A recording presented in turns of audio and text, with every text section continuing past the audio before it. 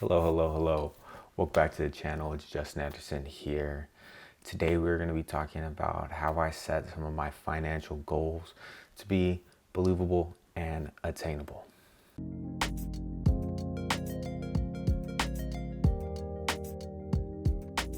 So for me,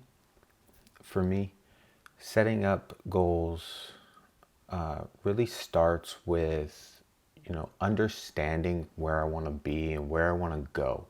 So in that process, I kind of identify some of the values I have for myself and try to understand just kind of how I set myself up to attain those goals and where do I want my future self to, be more successful in. Kind of understand where I want to be and where I want to go.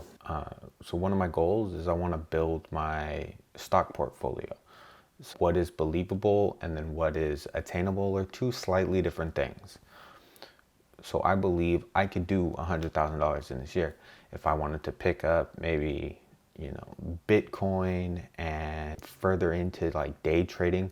I could absolutely, see myself getting to that $100,000 goal. But where I currently am and not wanting to move too many of my current assets and where they're currently at, I'm not looking at trying to make that a goal that I'm actually going to be attaining this year, because that's not something I'm looking into right now. That's not something I'm going for. So for me, I read through the 10X rule by Grant Cardone and realized that, along with, with the ideals from that book and from what Elon Musk was saying, where you have these outrageous goals, say your 10-year goals, where, like, for me, I would say a 10-year goal of mine would be a multimillionaire in the stock market, being paid dividends where I can live off those comfortably. So for me, that would be probably near $100,000 a year. I believe I could live pretty comfortably off $100,000 a year. And that would be nearly all 100% passive income, because I'd be doing all the work prior. I'd be just at that point, I'd be just putting money in and waiting for it to, kick out that dividend payment to me. That's kind of the two models. The 10X rule is taking where you want to be and then multiplying it by 10. Taking your goal and multiplying it by 10. What Elon Musk was saying was that, you take your 10-year goals and see what you can do about how to make them happen in 6 months. The way you attain those goals changes, but either way, you're going to be that much further along your journey to attain those goals, further than you would have been had you just taken that step of, in 6 months, let's just get a little bit further. Instead, you're saying, okay, in 6 months, I want to be there. I want to be to my goal. So how can I best do that? And what steps can I take to actually attain that? Especially with the stock market, I see that, I have to reverse engineer how I would get there and what I would actually need to be, to have that be attainable. So if I say $100,000 to get to how much I would have to have invested, it's pretty simple.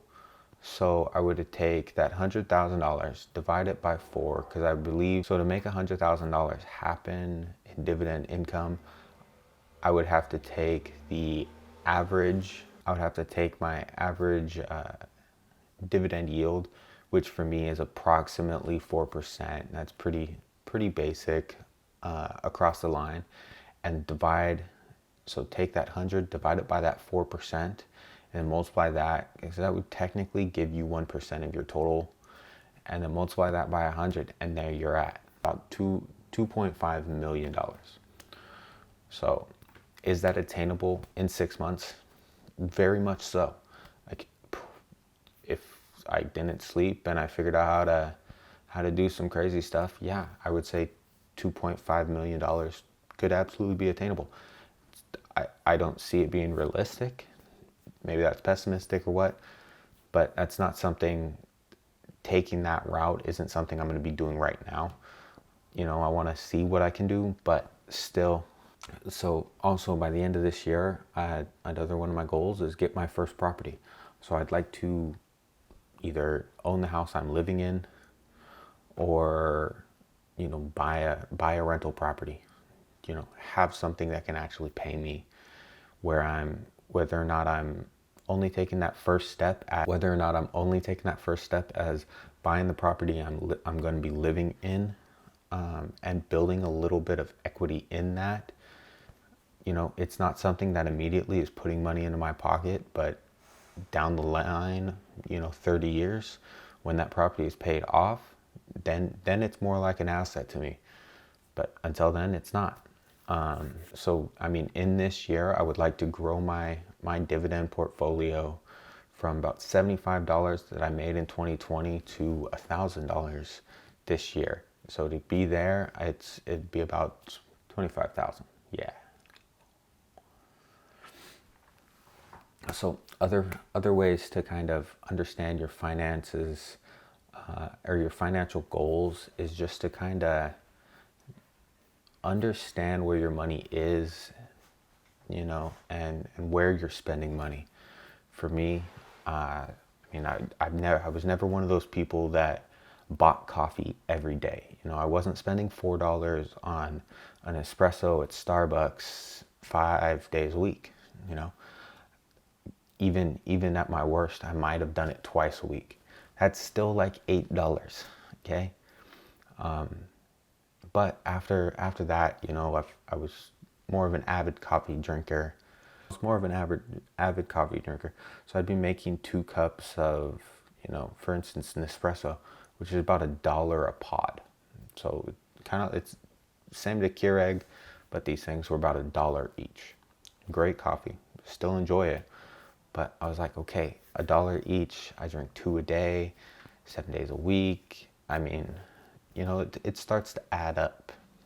So I was trying to figure out, how to cut that. So I cut it in half initially and just went down to 1 cup of coffee.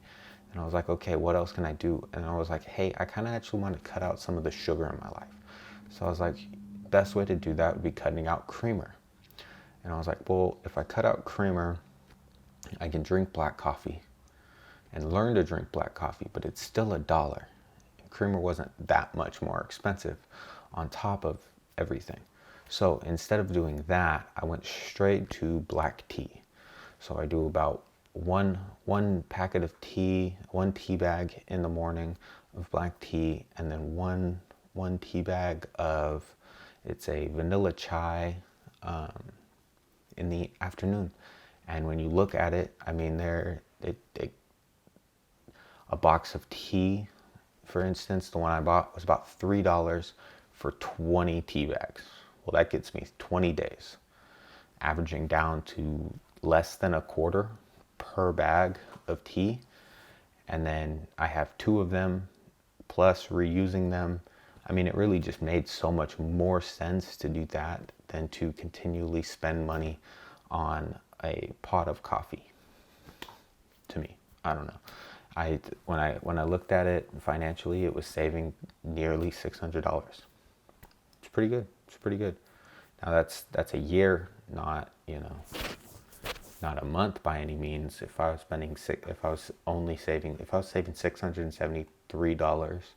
So financial goals, you really have to understand how to set these and make them attainable. Because if you set these outrageous, unattainable goals, you're going to find it so difficult and unfulfilling to try to set and maintain and attempt to achieve these goals. So for me, that's why I won't set the $2.5 million, in my stock portfolio in 6 months, because to me that's just not quite attainable. And it would seem almost ungodly to actually attain that. I mean, that would be, I mean, let me just, I have about $5,000 in the stock market right now. So to get to that number by itself, I mean, yeah, it'd be a 500,000% increase. That'd be quite a lot. That'd be a lot. That doesn't seem, attainable to do in 6 months, or let alone 12 months. I mean, we would have to be on one crazy rocket ship to attain that. I'm not saying it's not doable.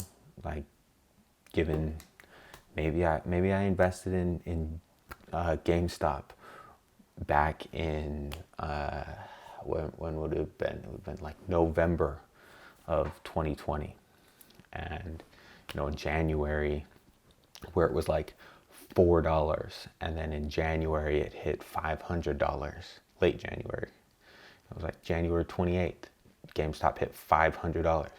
Like, okay, that time could have been attainable. That would have, but I mean, that's with hindsight, 2020. Can't do it after the fact. Can't make it happen now. But is things like that can always happen.